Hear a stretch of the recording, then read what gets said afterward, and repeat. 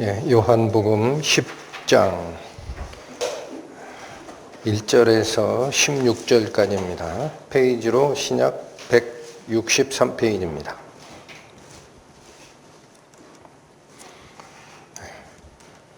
요한복음 10장 1절부터 살핍니다. 내가 진실로 진실로 너희에게 이르노니 양의 우리의 문으로 들어가지 아니하고 다른 데로 넘어가는 자는 절도며 강도요 문으로 들어가는 이가 양의 목자라. 문지기는 그를 위하여 문을 열고 양은 그의 음성을 듣나니 그가 자기 양의 이름을 각각 불러 인도하여 내느니라. 자기 양을 다 내어놓은 후에 앞서가면 양들이 그의 음성을 아는 고로 따라오되 타인의 음성은 알지 못하는 고로 타인을 따르지 아니하고 도리어 도망하느니라. 예수께서 이 비유로 저희에게 말씀하셨으나 저희는 그 하신 말씀이 무엇인지 알지 못하니라. 그러므로 예수께서 다시 이르시되 내가 진실로 진실로 너희에게 말하노니 나는 양의 문이라.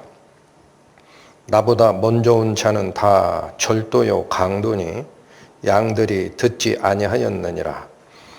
내가 문이니 누구든지 나로 말미암아 들어가면 구원을 얻고 또 들어가며 나오며 꼴을 얻으리라.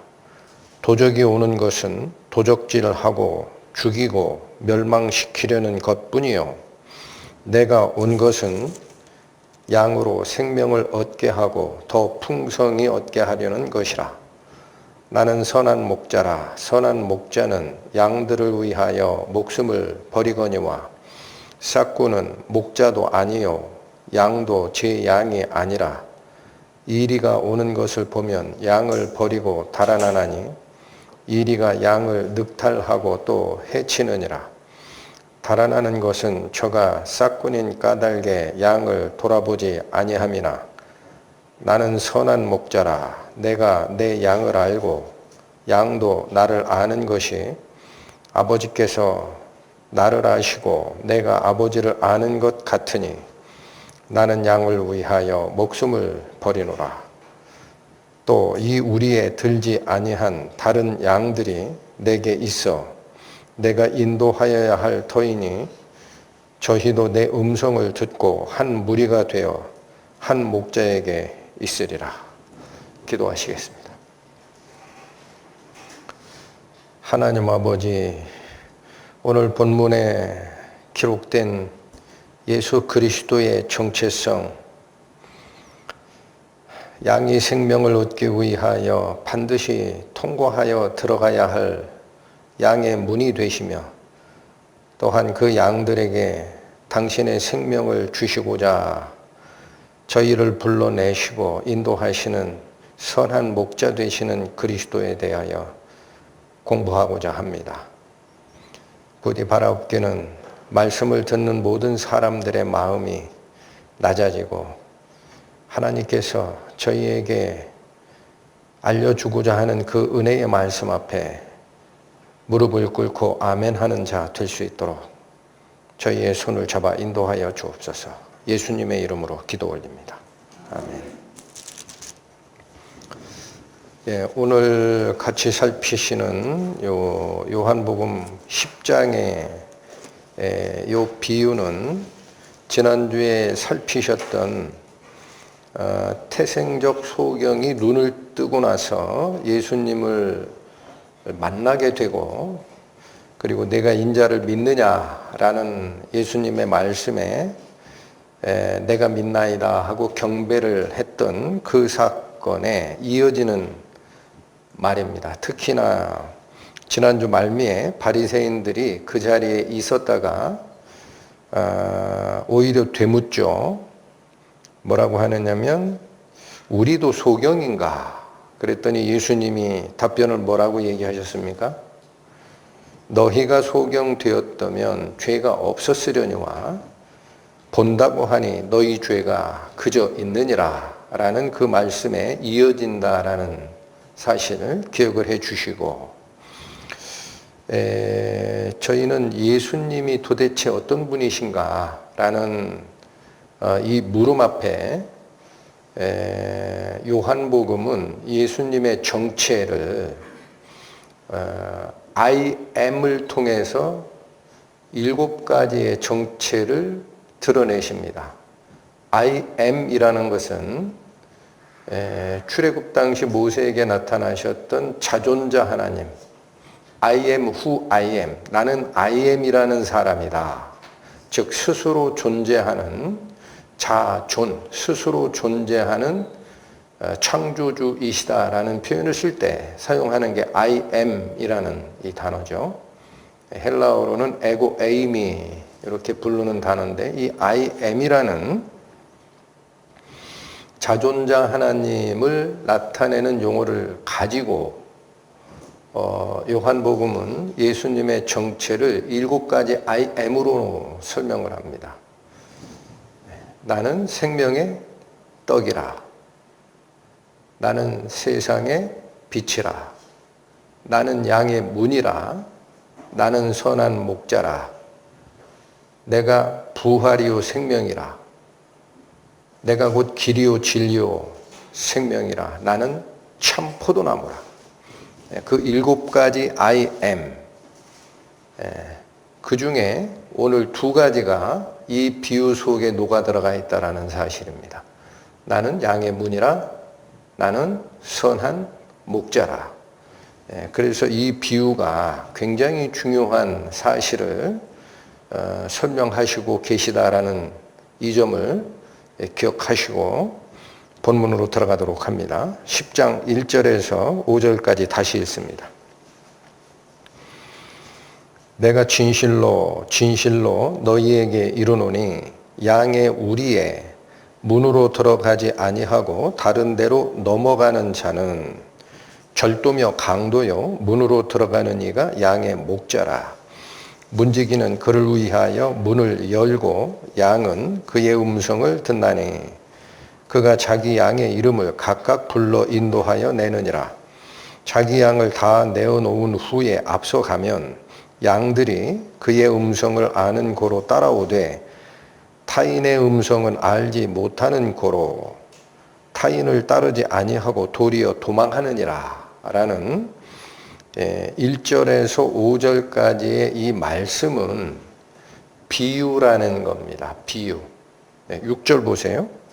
예수께서 이 비유로 저희에게 말씀하셨으나 저희는 그 하신 말씀이 무엇인지 알지 못하니라.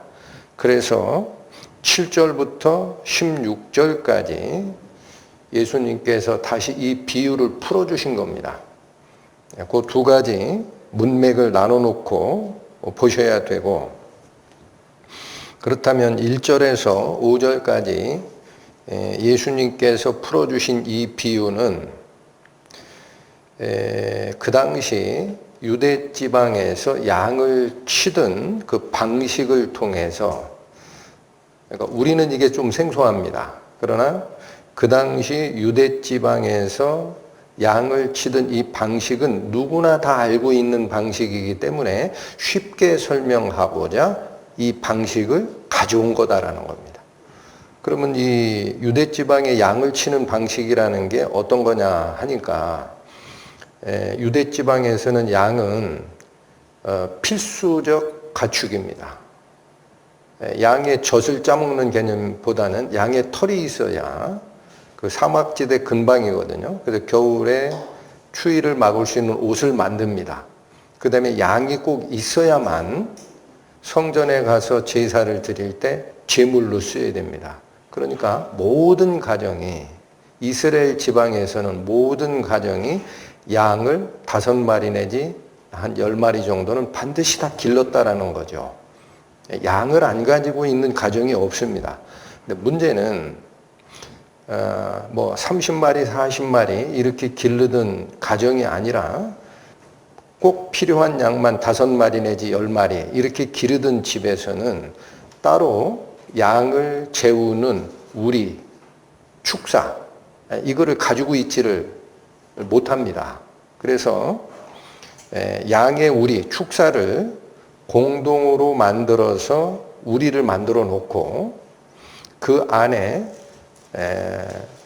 여러 가정들이 이렇게 양들을 다 재우게 합니다. 그리고 아침이 되면은 양들을 끌고 나가서 풀을 뜯게 되지 않겠습니까? 그러면 주인이 와서 그 공동 우리에 들어가 있는 양 중에 자기 양들만을 별도로 불러내서 그 양들을 데리고 풀을 뜯기러 하는 그 모습, 그걸 그대로 누구나 다 아는 거니까. 우리 한국의 입장에서 양들을 길러보는 사람은 소수죠. 근데 이스라엘은 다 기르거든요. 그래서 그걸 가지고 알아듣기 쉽게 설명을 하려고 이 비유를 가져오셨다라는 얘기입니다. 자, 그래서 1차 이 비유가 뭐를 뜻하는지 한번 들어가 보겠습니다. 1절 보시죠. 내가 진실로 진실로 너희에게 이르노니. 자, 여러분, 예수님께서 진실로 진실로 이렇게 2번 강조하는 것은 굉장히 중요한 사실을 설명할 때입니다.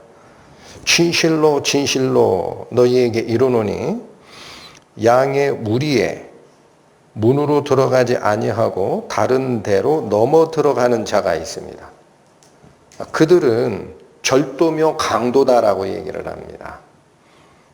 그러니까 이게 무슨 말씀이냐면, 여러분 아까 제가 말씀드린 공동 축사를 만들어 놓고 여러 가정의 양들을 거기다 공동으로 재우는 상태라면 자기 양을 집어넣은 주인 같으면 왜 탑 넘어 들어갑니까? 문으로 들어가면 돼요. 그죠? 내 양 가지러 왔다 하면 됩니다. 근데 이 담 넘어 들어가는 사람이 있다 이게요. 이들을 뭐라고 표현합니까? 절도며 강도라고 합니다. 여러분, 절도가 뭐가 절도죠? 남의 물건을 몰래 훔쳐가는 자. 강도는 누구를 얘기합니까? 강압적으로 뺏어가는 자입니다. 둘 다 자기 게 아닌데도 자기가 취하고자 주인이 안 볼 때 훔쳐가거나 주인 보는 앞에서 주먹질로 치고 강압적으로 뺏어가는 그런 자들이 양의 그 축사에 문이 아닌 곳으로 넘어 들어가는 자 아니냐라는 얘기를 한 겁니다. 그래서 1절이 얘기하고자 하는 이것은 가짜 목자입니다. 가짜 목자. 가짜 목자가 있다라는 거예요. 예수님이 지금 이 비유를 드신 이유가. 그러면 우리가 일단 하나 좀 살펴봐야 될 것이 뭐냐면, 구약 성경의 그 가르침 속에는 양이라는 표현이 나오면은 그거는 음매하는 그 동물 양을 얘기하는 경우가 아닙니다. 양이라는 표현이 나올 때는 하나님이 기르시는 당신의 백성을 얘기합니다. 또 목자라는 말을 쓸 때는 그 하나님의 백성을 돌봐야 하는 이스라엘의 종교 지도자들, 이거를 나타낼 때 목자라는 말을 씁니다. 그러니까 이 비유가 얘기하는 양은 이스라엘 백성들이고, 목자라는 것은 그 종교 지도자들을 얘기하는 거예요. 그렇다면 이 거짓 목자, 문으로 정상적으로 들어가지 않고 담 넘어 들어가는 그 거짓 목자들이 절도며 강도다라고 표현을 했는데, 이 말씀은 어디 교훈을 가져온 거냐? 구약 성경 에스겔서에 있는 교훈을 가져온 거예요. 가보십니다. 에스겔서 34장. 구약 1204페이지입니다. 1204. 에스겔 34장 1204페이지 34장 1절에서 4절까지 보십니다. 여호와의 말씀이 내게 임하여 가라사대, 인자야, 너는 이스라엘 목자들을 쳐서 예언하라. 그들 곧 목자들에게 예언하여 이르기를, 주 여호와의 말씀에 자기만 먹이는 이스라엘 목자들은 화 있을진저. 여러분, 여기 화 있을진저라는 이 표현은요, 심판을 받을 것이다라는 뜻입니다. 자기만 먹이는, 자기 입으로만 이 풀칠하는 데 여념이 없는 자예요. 자기만 먹이는 이스라엘 목자들은 화 있을진저, 목자들이 양의 무리를 먹이는 것이 마땅치 아니하냐. 그렇습니다. 목동들은 양을 먹이고 외부의 이리, 동물 또는 도적대로부터 양을 지키도록 임무를 부여받은 자가 목자죠. 근데 자기 입만 챙겨요. 3절, 너희가 살진 양을 잡아 그 기름을 먹으며 그 털을 입되 양의 무리는 먹이지 아니하는도다. 그러니까 여기 이스라엘의 목자라고 표현된 이 종교 지도자들이 당시에 어떤 문제가 있었던 겁니까? 이스라엘 백성들을 하나님의 말씀으로 영적 양식을 공급하고 또 그들의 영적 상태를 돌아보고 하는 게 아무것도 없고, 오직 양은 뭐의 대상이에요? 내가 필요한 고기 거기서 얻어먹고 내가 필요한 겨울옷 그 털을 통해서 얻는 데만 관심이 있는 자입니다. 한마디로 거짓 목자는 누구를 얘기하는 거예요? 자기 이익을 위해서 양을 이용할 뿐이지 양의 상태를 관리하거나 먹이를 주는 일에는 관심이 없어요. 3절부터 다시 봅니다. 너희가 살진 양을 잡아 그 기름을 먹으며 그 털을 입되 양의 무리는 먹이지 아니하는도다. 4절, 너희가 그 연약한 자를 강하게 아니하며 병든 자를 고치지 아니하며 상한 자를 싸매어 주지 아니하며 쫓긴 자를 돌아오게 아니하며 잃어버린 자를 찾지 아니하고 다만 강포로 그것들을 다스렸도다. 강포가 뭐죠? 강압적으로. 이게 강도라는 거예요. 그러니까 마땅히 해야 할 목자가 마땅히 해야 할 일들이 4절에 제시가 되어 있는데 이거 하나도 한 적이 없다 이거예요. 이스라엘의 목자들이. 그러면 여기 여러분 잘 보십시오. 너희가 연약한 자를 강하게 해야 하는데도 안 했고 병든 자를 고쳐줘야 되는데도 안 했고 상한 자를 싸매줘야 되는데도 불구하고 안 했고 쫓겨난 자들을 돌아오게끔 찾아야 되는데도 안 했습니다. 잃어버린 자, 길 잃은 자도 가서 길을 인도해야 하는데 하지 않았다라고 그래요. 이게 양을 얘기하는 게 아니에요.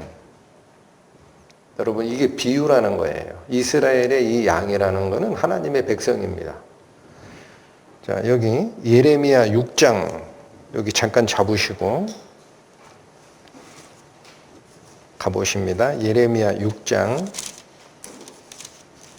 구약 1060 페이지 1060페이지 14절 보시면 구약 1060 페이지 예레미야 6장 14절 보시면 이 말씀이 있습니다. 그들이 내 백성의 상처를 심상히 고쳐주며 말하기를 평강하다 평강하다 하나 평강이 없도다. 여러분 여기 심상히 고쳐준다라는 거는요 건성건성 고쳐준다라는 거예요. 그러니까 이스라엘 백성들이 병이 났어요. 이게 영적인 상태가 그렇다라는 겁니다. 병이 나 하나님을 모르고 세상 속에 고통을 받는 상태인데 이 이스라엘의 지도자들이 그 병의 원인을 파악하고 제대로 고쳐주지를 않고 대충 싸매줍니다. 대충 싸매줘. 이 속병이 들었는데 여러분 빨간 약 아시죠? 옥도전기 그거 발라주고 괜찮아 하듯이 대충 싸매주고 평강이 있다. 평강이 있다. 우리가 하나님의 백성이야. 우리에게 무슨 일이 있겠어? 우리는 하나님을 위해서 매일 번제를 드리는 그의 친 백성들이야. 그런데 무슨 외적인 침입이 있겠어? 하고 평강을 외치는 자들이 당시에 이스라엘의 지도자들이었다는 얘기입니다. 그 말씀이 다시 옵니다. 에스겔서 34장 4절에 너희가 그 연약한 자를 강하게 아니하였고 병든 자를 고쳐주지도 아니하였고 상한 자를 싸매주지도 아니하였고 쫓긴 자들을 돌아오게도 아니하였고 잃어버린 자를 찾지도 아니하였고 다만 너희들의 먹거리를 위해서 이스라엘의 양들을 수탈하였다라는 겁니다. 이게 영적인 가르침이라는 거죠. 자, 그래서 에스겔 34장 8절부터 또 보시면 이 상태를 하나님이 가만두시지를 않습니다. 8절 주 여호와의 말씀에 내가 나의 삶을 두고 맹세하노니, 여러분 하나님이 어마어마하게 지금 속이 상하신 거예요. 살아있는 하나님의 이름으로 내가 맹세할게, 그런 얘기입니다. 주 여호와의 말씀에 내가 나의 삶을 두고 맹세하노라. 내 양의 무리가 노략거리가 되고 모든 들 짐승의 밥이 된 것은, 여러분 보십시오. 이스라엘 종교 지도자들에게 맡겨놨던 양들을 이제 하나님은 누구 양이라고 얘기를 합니까? 내 양이라는 거예요. 하나님이 음매하는 그 양들을 맡긴 게 아닙니다. 당신의 백성을 맡겼다라는 거예요. 내 양을, 8절 다시 보시죠. 주 여호와의 말씀에 내가 나의 삶을 두고 맹세하노라. 내 양의 무리가 노략거리가 되고 모든 들 짐승의 밥이 된 것은 목자가 없음이라. 여러분 여기 목자 있다고 그래요? 목자 없다고 그래요? 그건 목자가 아니죠. 오늘 본문이 얘기하는 말씀대로 하면 양의 우리의 문으로 들어가지 않고 담을 넘어서 들어가는 자는 목자라고 그래요? 절도며 강도라고 그래요? 네. 구약에도 똑같은 현상이 있었다라는 얘기입니다. 내 목자가 없다라는 거예요.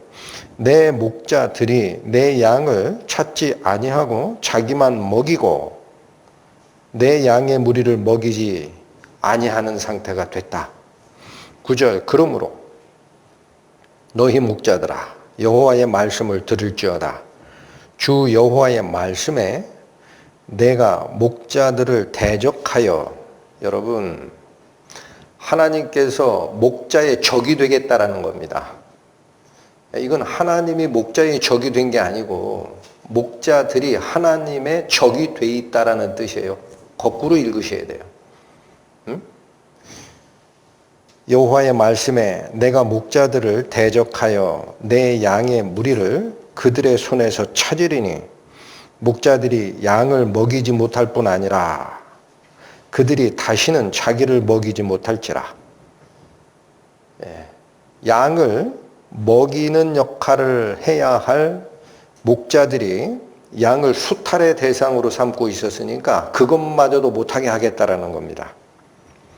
못할지라 내가 내 양을 그들의 입에서 건져내서 다시는 그 식물이 되지 않게 하리라. 여러분 저는 전에 이 에스겔서 34장을 읽다가 하나님 앞에 크게 회개한 적이 있었습니다. 우리가 신앙인이라고 성경을 읽고 하나님을 경배한다고 쫓아가지 않습니까? 그런데 분명히 나는 성경을 읽을 능력이 있습니다. 문맹이 아닙니다. 그럼에도 불구하고 자기 신앙을 스스로 말씀을 통해서 점검하거나 할 생각은 못하고 앞에서 말씀 전하는 자가 잘못됐기 때문에 교회가 문제가 생긴다, 이런 얘기를 했던 적이 있습니다. 그러면서 이 말씀을 쭉 읽어나가는데 가슴이 미어져요. 종교 지도자들이 하나님의 양의 무리를 맡았을 때는 하나님의 말씀으로 영적인 상처를 싸매주고 병을 고쳐주고 곁길로 샌 양이 있으면 찾아오고 해야 하는데 교회가 어느덧 돈이 중심이 됩니다. 한두 번은 그냥 지나가는데 몇 년 지나 10년 지나 15년 지나면요 그게 습관이 돼가지고 종교 지도자들은 자기 입에 떨어지는 이 보수에만 신경을 써요. 그건 어느 상태가 된 겁니까? 이미 거긴 목자가 사라진 교회예요. 여러분 잘 들어주십시오. 설교단상에서 하나님의 말씀이 사라진 교회에는 희망이 없습니다. 반드시 기억하셔야 됩니다. 설교단상에서 성도들의 영적 상처 대충 싸매주고 평안하다 평안하다 하는 목자들이 있죠. 그 교회 위험한 데입니다.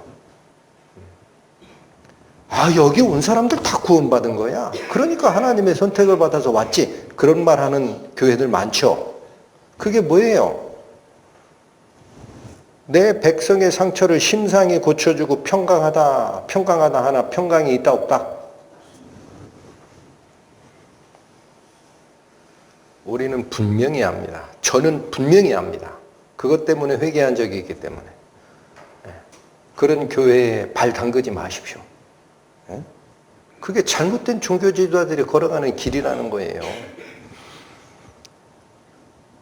자, 이 에스겔서에 구약의 하나님께서 그렇게 애통해하던 이 사건이 오늘 본문에 예수님 앞에 다시 펼쳐졌다라는 얘기입니다. 본문으로 다시 돌아오십시오.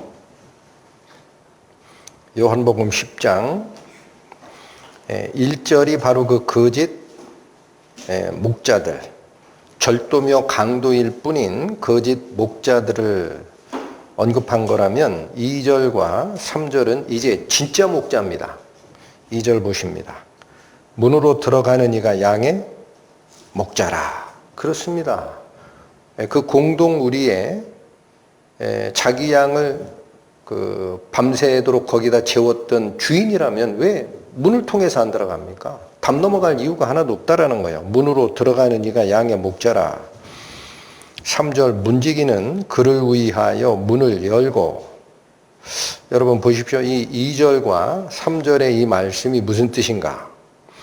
문으로 들어가는 이가 양의 목자라.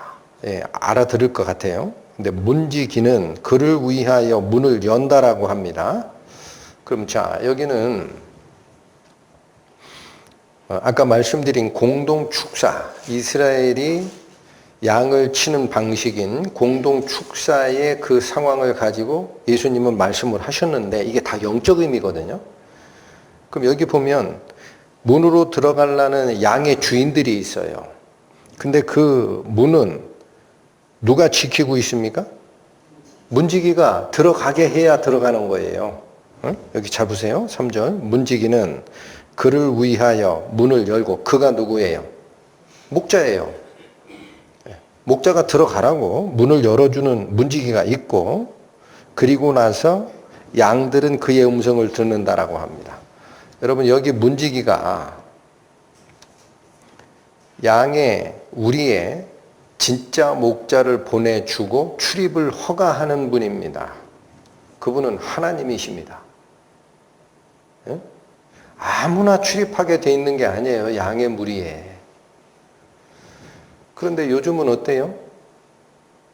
하나님이 허락하지 않았는데 인간의 교육기관상 신학대학원 나와서 목사 고시에 통과하고 됐다 그래서 다 교단에 세웁니다.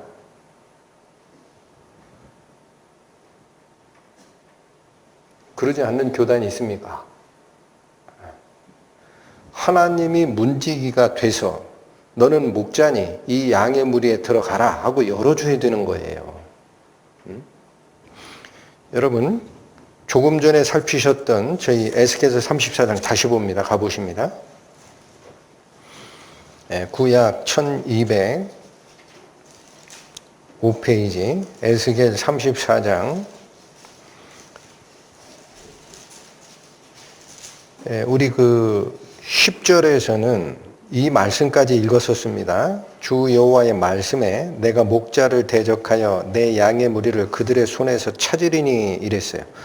그러니까 가짜 목자들 손에 당신의 백성들을 맡길 수가 없다. 뺏어내겠다. 그런데 23절 가시면 내가 한 목자를 그들의 위에 세워 먹이게 하리니. 여러분 하나님이 당신의 양들을 뺏어냈습니다. 그래서 이 양들을 누구에게 다시 맡깁니까? 한 목자. 여기 딱 한 분입니다. 여기서 얘기하는 진정한 목자. 내가 한 목자를 그들의 위에 세워 먹이게 하리니 그는 누구다? 내 종 다윗이라. 그가 그들을 먹이고 그들의 목자가 될지라. 여러분 그 말씀사랑교회에서 나가는 설교가 어렵죠? 여기 더 어려워요. 근데 생각을 하십시오. 지금 이 구절이 에스겔서라는 구약성경에 기록된 거죠. 에스겔이라는 선지자가 이 성경 말씀을 기록할 때는 다윗 왕이 죽고 400년 지난 때예요. 그러니까 성경이 어느 때 기록됐느냐라는 시대적 배경도 필요합니다. 그런데 지금 여기 뭐라고 얘기하시는 거죠? 내가 한 목자를 그들 위에 세워 먹이게 하리니 그는 내 종 다윗이라. 그가 그들을 먹이고 그들의 목자가 될지라. 미래형이죠. 그러면 솔로몬 왕 아버지 다윗 왕을 얘기하는 게 아니구나 정도는 아셔야 됩니다. 이건 예언입니다. 예언. 앞으로 한 진정한 목자를 내가 세울 일이 있다. 근데 그걸 뭐라고 표현해요? 나의 종 다윗이라고 그래. 여기가 어려워요. 그런 건 제가 풀어드리겠습니다. 이게 무슨 소리냐? 여러분 이사야 9장 갑니다. 구약성경 이사야 9장 페이지로 구약 975페이지입니다.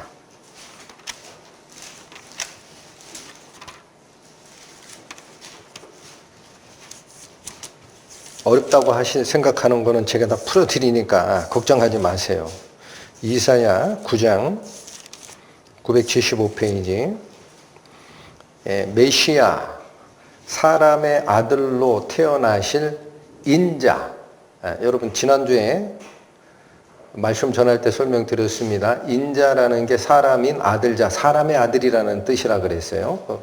그것은 하나님이 특히 성자 하나님께서 사람 사랑하심이 지극하셨기 때문에 본인을 사람의 아들로 온 사람 신분이다라고 표현할 때 쓴다 그랬어요. 그 인자로 오시는 사람의 아들로 오시는 메시아를 예언한 겁니다. 이사야 9장 6절 보시죠. 이는 한 아기가 우리에게 낳고 한 아들을 우리에게 주신 바 되었는데, 여기까지 의미가 뭐예요? 사람의 아들로 오시게 될 메시아입니다. 딱 한 아들을 지칭합니다. 근데 자, 그 사람의 신분이 나오죠. 그 어깨에는 정사를 메었고, 이 정사라는 게 뭐죠? 정권입니다. 정권. 정권을 메었고, 그 이름은 기묘자라. 이게 놀라우신 분이다라는 뜻입니다. 또 모사라. 모사라는 것은 어떤 일을 계획하는 사람을 얘기해요. 계획하는 거. 자, 뒤에 이어지기를 전능하신 하나님이라. 자, 아기의 모습으로 태어날 이 존재가 누구라고 그럽니까? Almighty God. 전능하신 하나님이라.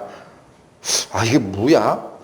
영존하시는 아버지라. 이분이 본래 성격이, 그 본질이 뭐라고 그러세요? 성자 하나님이라는 말을 안 쓰죠. 뭐라 그래요?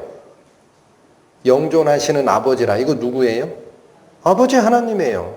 그래서 야훼, 여호와의 이름으로 오는 자. 내가 아버지의 이름으로 왔으되 너희가 영접지 아니하였으나 다른 사람이 자기 이름으로 오면 영접하리라. 그 예수화라는 그 단어가 여호와가 구원하신다라는 뜻이에요. 여호와 하나님의 이름으로 오는 자라는 뜻입니다. 평강의 왕이라 할 것입니다. 화평을 전하러 오시는, 평강의 언약을 전하러 오시는 은혜의 하나님. 여기까지 어려운 거 없죠? 처음 읽으시는 분들은 좀 어렵겠지만 여러 차례 설명했습니다. 근데 이 존재를 뭐라고 얘기하나 이거예요. 7절 보세요. 그 정사와 평강의 더함이 무궁하며 또 어디에 자리에 앉아서 다윗의 위에, 위는 이 한자라 어렵죠. 자리 위자입니다. 다윗의 자리, 다윗의 통치하는 그 자리, 의자, 거기에 앉아서 그 나라를 굳게 세우고 자금 이후로, 이게 한자예요. 여기도 부터자입니다. 지금부터라는 거예요. 자금. 지금부터 이후 영원토록 공평과 정의로 그것을 보존하실 것이라. 앞으로 오실 한 인간의 아들로 오실 메시아, 그분은 모든 것의 통치권을 가져오시는 분이고 놀라우신 분이고 원래 세상을 창조할 때부터 참여하셨던 계획자 본인이 맞으시고 전능하신 Almighty God, 전능하신 하나님이셨고 영존하시는 아버지 본인이 오시는 거고 평강을 가져오는 왕인데 그 왕국이 다윗의 왕좌, 다윗의 의자에 앉아서 영원토록 공평과 정의로 통치권을 보존하실 분이다라고 하죠. 여기 다윗의 위가 나오죠. 그래서 메시아는 어디 족보에서 나오는 겁니까? 레위 족보가 아니고 유다 족보의 다윗의 계통입니다. 그래서 마태복음에 예수님의 족보를 뭐라고 시작해요? 아브라함과 다윗의 자손 예수 그리스도의 계보라. 여러분. 그러니까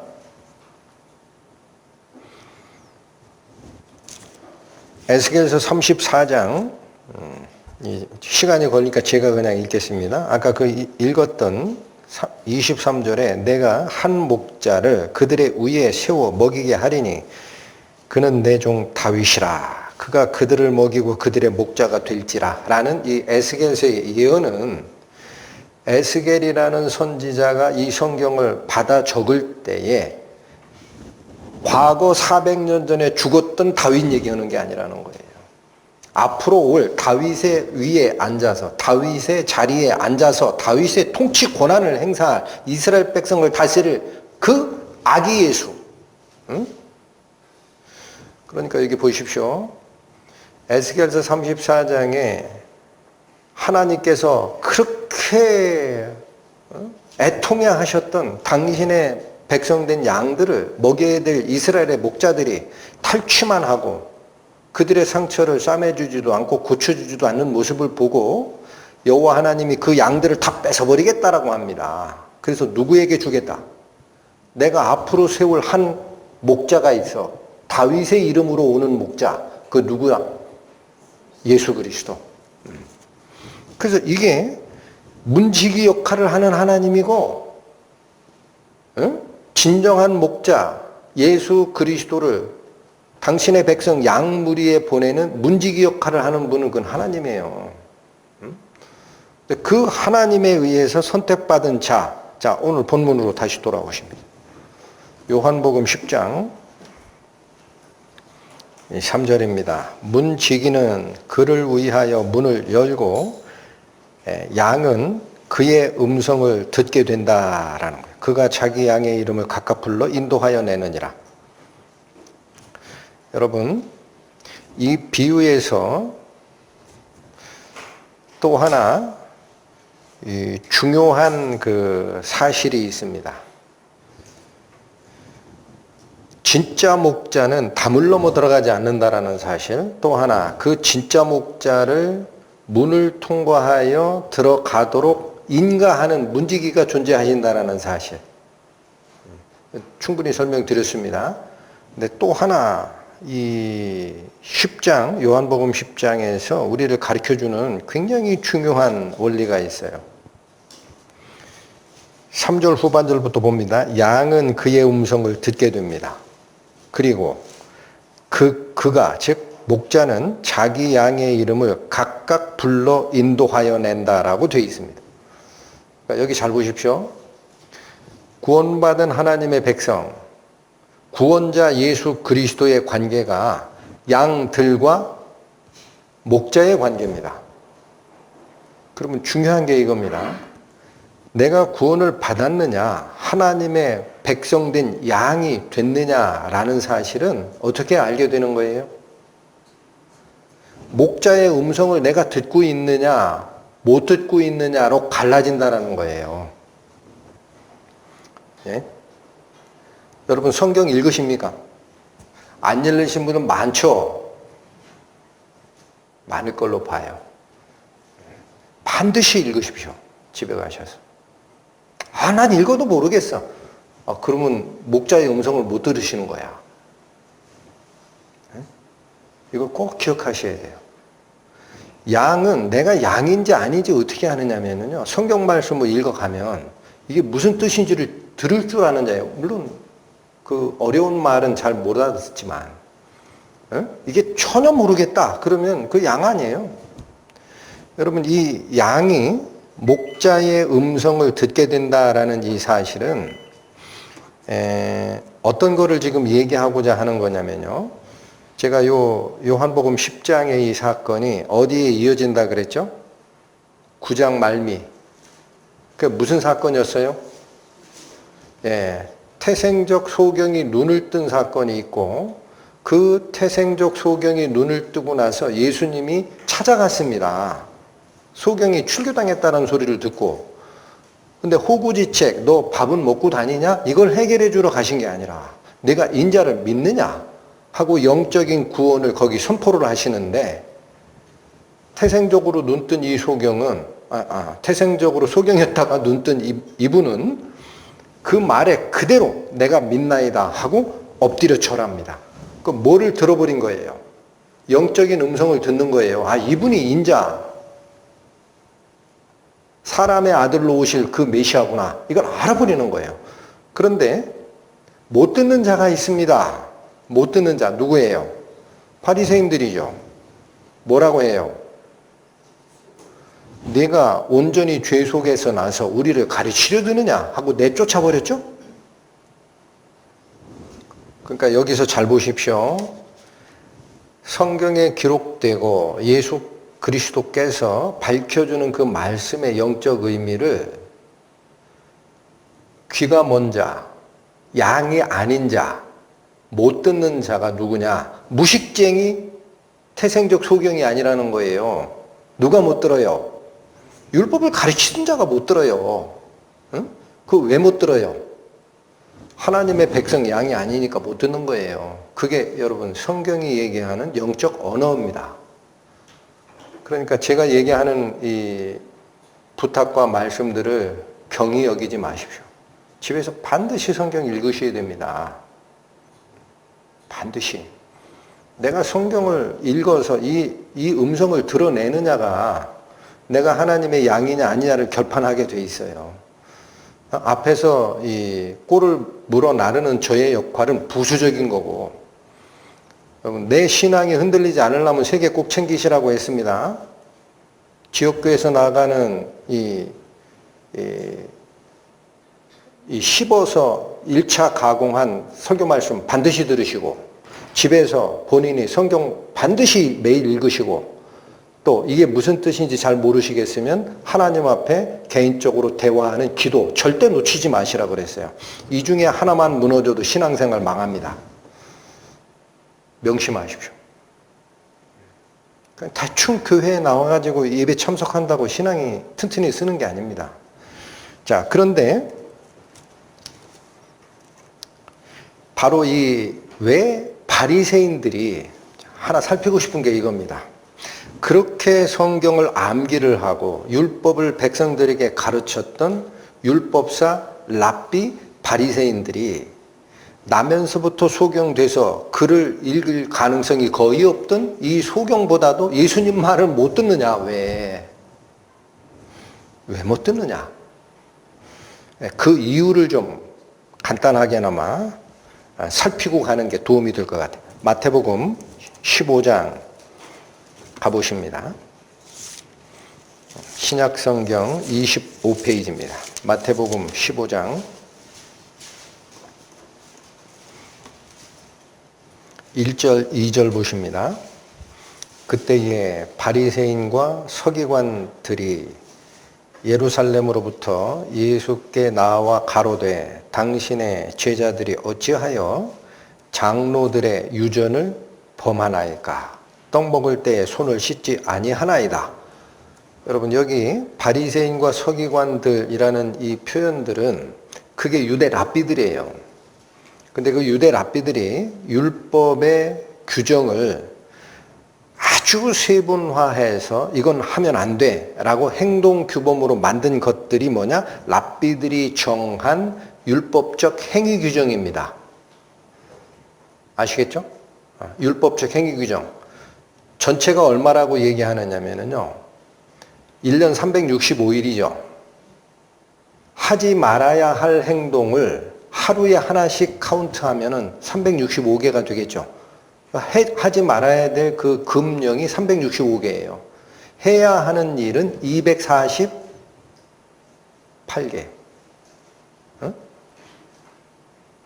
그 603개의 규정을 만들어 놨어요. 그걸 뭐라고 하느냐면 마태복음 15장 2절에 있는 장로들의 유전이라는 거예요.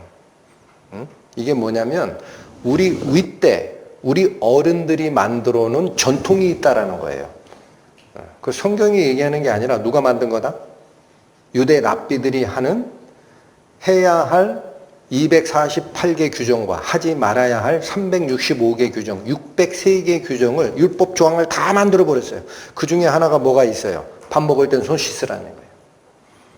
아, 이건 그 복원적인 의미에서는 잘못된 건 아니죠. 근데 심지어 어떻게까지 해놨느냐? 제가 궁금해서 찾아봤더니요.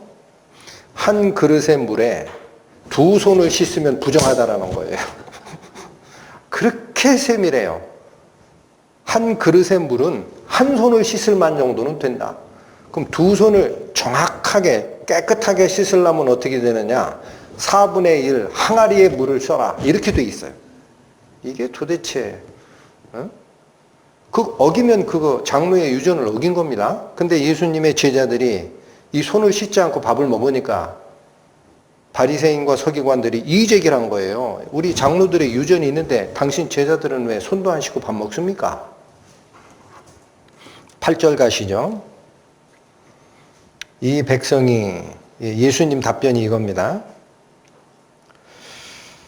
3절을 읽고 가겠습니다. 3절 대답하여 가라사대 너희는 어찌하여 너희의 유전으로 하나님의 계명을 범하느냐. 유대 랍비들이 정해놓은 그 규정을 지키다가 하나님께서 말씀하신 명령을 어기는 상태가 된다는 겁니다. 8절 가십니다. 이 백성이 입술로는 나를 존경하되, 그렇죠. 구약 성경을 달달달달달달 암기하던 랍비들 아닙니까? 입술로는 나를 존경하되 어디에서는 내게서 멀도다. 여러분 여기 굉장히 중요한 요소를 예수께서 꺼내십니다.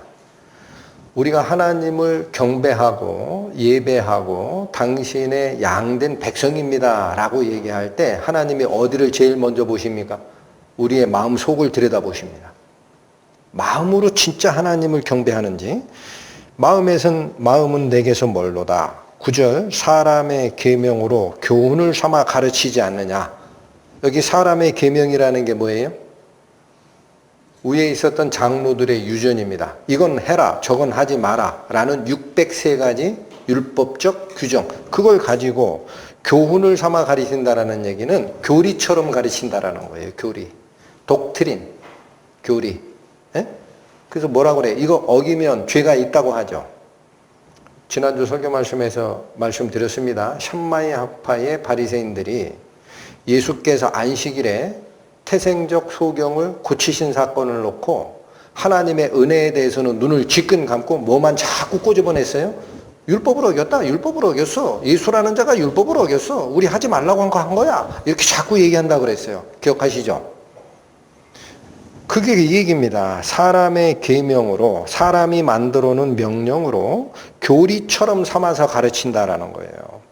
그러니까 나를 헛되이 경배하는도다 하였느니라 하시고 무리를 불러 이르시되 듣고 깨달으라. 누구 보고 그런 거예요? 누구 보고 듣고 깨달으라고 한 겁니까? 예수님이. 당신 제자들은 왜 손 안 씻고 밥 먹습니까? 우리 장로들의 유전을 범하는 게 안 보입니까? 라고 대들었던 바리새인과 서기관들 보고 듣고 깨달으라는 거예요. 그들이 못 듣고 있는 게 있다. 그들이 깨닫지 못하는 게 있다. 뭘? 11절 입에 들어가는 것이 사람을 더럽게 하는 것이 아니라 입에서 나오는 그것이 사람을 더럽게 하느니라. 반대로 알고 있다라는 거예요. 복원학적으로 틀렸다라는 게 아닙니다. 예수님은 제일 중요한 게 뭐예요? 영혼의 건강이에요. 영혼의 건강. 입으로 들어가는 것이 영혼을 더럽히게 합니까? 안 하죠? 어떤 게 영혼이 더러워졌다라는 증거입니까? 마음속에서 나와서 입으로 뱉는 말이 내가 이 속에 더러운 마음을 가지고 있는지 하나님을 경배하는 마음을 가지고 있는지 그걸 밝혀내는 거다 이거예요. 17절 가보세요. 입으로 들어가는 모든 것은 배로 들어가서 뒤로 내어버리는 줄 알지 못하느냐. 이거 모르시는 분 아무도 없죠? 좋은 음식이 들어가든 싼 음식이 들어가든 맛대가리 없는 음식이 들어가든 맛있는 진수성찬이 들어가든 다 섞여서 소화된 다음에 뒤로 나가잖아요. 나갈 때 깨끗한 거 있어요? 배설물 중에? 좋은 음식 먹었다고 나가는 배설물 깨끗하고 맛없는 음식 먹고 싼 음식 먹었을 때 나가는 배설물이 가치가 적어요? 다 똑같죠? 똑같지 않냐 이거예요. 응? 똑같다. 입으로 들어가는 것은 그런 것이다. 근데 18절 입에서 나오는 것들은 입에서 뭐가 나오죠? 여러분 우리 입은 두 가지 기능이 있습니다. 음식은 삼키려고 있는 거고요. 말은 뱉으려고 있는 겁니다. 입에서 나오는 것들은 마음에서 나오나니 이것이야말로 사람을 더럽게 하느니라. 예수님이 바라보는 게 어디예요? 마음이에요, 마음. 듣고 깨달으라. 사람을 더럽게 하는 것은 육체적인 더러움 그거 아니고 너희들 마음속이 죄로 물들었다는 걸 왜 모르느냐. 그걸 지적하시는 겁니다. 그래서 이어집니다. 19절. 마음에서 나오는 것은 악한 생각과 살인과 간음과 음란과 도적질과 거짓 증거와 회방이니 이런 것들이 사람을 더럽게 하는 것이요 씻지 않은 손으로 먹는 것은 사람을 더럽게 하지 못하느니라. 예수님께서 얘기하고자 하는 것은 사람의 어느 부분을 말씀하시고자 하는 거죠? 속의 영혼의 죄성을 얘기하는 겁니다. 영혼의 죄성. 그러니까 이거를 모르고 이렇게 그 당시 바리새인과 서기관들이 자기들이 가지고 있는 랍비들의 유전 603가지 603가지 그 규정이 어그러졌으면 이거 죄인이요 라고 얘기합니다. 근데 예수님은 뭐가 죄인이라고 얘기를 하는 거예요? 그거 죄인 아니고 손 안 씻고 밥 먹는 거 그거 죄 아니고 안에서 잘못된 게 나오지 않냐 그게 죄야 이 얘기를 하시는 거예요. 뭐 얼마나 쉬워요. 예수님은 어디를 보고 계시고 마음속을 유대 율법사들은 뭐를 보고 있고 겉으로 드러나는 행동 보고 죄다 아니다 얘기를 하고 있고. 자 오늘 본문으로 다시 돌아오시면 요한복음 10장에 3절 문지기는 그를 위하여 문을 열고 양은 그의 음성을 듣게 된다. 그러면 예수님의 말씀의 의미를 못 알아들었던 그 바리새인과 서기관들 즉 랍비들은 하나님의 양이란 얘기입니까? 아니란 얘기입니까? 아니란 얘기입니다. 하나님의 양이면 그 목소리를 들었을 것이다라는 거예요. 이게 구원받은 당신의 백성의 증거로 첫 번째 거명하신 겁니다. 근데 또 하나가 있습니다. 여기 잘 좀 보십시오. 우리는 성경을 지성을 가진 존재이기 때문에 성경을 읽고 상고하고 반성하고 하다 보면 성경이 얘기하시는 그 방향으로 내가 바뀌어가는 것 같다. 내가 무슨 성경 말씀을 이해하는 것 같다라고 생각할 수가 있어요. 그러면 사람들은 그걸 어떻게 이해하느냐. 내가 구원받았다 그래요. 그거 가지고. 그거 맞습니까? 응? 그러면 마태복음 산상수훈에서 마태복음 5장에서 7장까지 연결되는 그 긴 설교에서 예수님 마지막에 경고 날린 거는 뭡니까? 뭐라고 경고 날리셨어요? 나더러 주여 주여 하는 자마다 다 천국에 갈 것이 아니라 그리고 예를 드시잖아요. 주여 저는 주의 이름으로 선지자로 타다왔나이다. 어떤 사람? 설교한 사람이에요. 설교한 사람이 성경 모르고 설교했겠습니까? 근데 예수님이 받아줘요? 안 받아줘요? 나는 너를 모른다 그래요. 주여 저는 주의 이름으로 귀신을 쫓아냈나이다. 이거 영적 싸움인데 내가 설교자는 아닌데 하나님의 그 축기 은사의 이 영을 받아가지고 귀신 들린 이 무당하고 대결해가지고 예수의 이름으로 얘기하니 귀신아 나가라 이거 내쫓았어. 그럼 저는 뭐라고 생각하겠어요? 나는 반드시 하나님께 쓰임을 받은 자야. 이렇게 얘기하겠죠. 이거 영적 싸움인데 내가 귀신을 예수 그리스도의 이름으로 쫓아냈다면 나는 예수님의 영의 인도를 받는 자 아니야? 라고 생각합니다. 어느 편에 속한 증거로 그렇게 평가한 거죠? 자기가 느낀 증거. 근데 예수님 받아줘요? 모른다 그래요. 내가 너도 모른다. 기타 많은 권능을 행치 아니하였나이까. 병치유의 은사, 방언의 은사, 예언의 은사 다 딛고 오는 겁니다. 근데 예수님 이거 받아줘요? 안 받아줍니다. 뭐라고 하고 안 받아줘요? 불법을 행하는 자들아, 내가 너를 도무지 알지 못하니 나를 떠나라. 이게 무슨 청천벽력 같은 말씀일까? 여러분, 오늘 본문이 얘기하고자 하는 두 번째 굉장히 중요한 원리가 있어요. 목자와 양 간의 관계입니다. 양은 목자의 말을 듣습니다.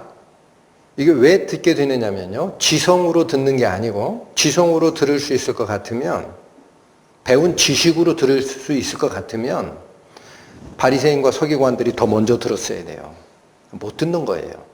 그럼 뭘로 들어요? 영적 눈이 열려서 영적 귀가 열릴 때 듣는 겁니다. 그러니까 태생적 소경이 먼저 듣는 거예요. 예수님 말씀을.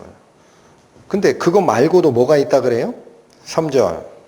문지기는 그를 위하여 문을 열고 양은 그의 음성을 듣나니 그가 자기 양의 이름을 각각 불러 인도하여 내느니라. 여러분 여기 잘 보십시오. 이스라엘에서 공동 축사에다가 여러 가정의 양을 밤새 거기다 재우게 하고 끌어낼 때 양의 이름을 하나씩 하나씩 부른다는 얘기가 아니에요. 이거 그렇게 설교하시는 분이 계시더라고. 양의 이름 하나씩 줘준대. 은매야, 맹맹아, 뭐 이런. 그거 아니에요. 그냥 양 주인은 데리고 다니면서 초원에서 끌고 다니던 경험이 있기 때문에 이 목소리만 들으면 그냥 다 와요, 다.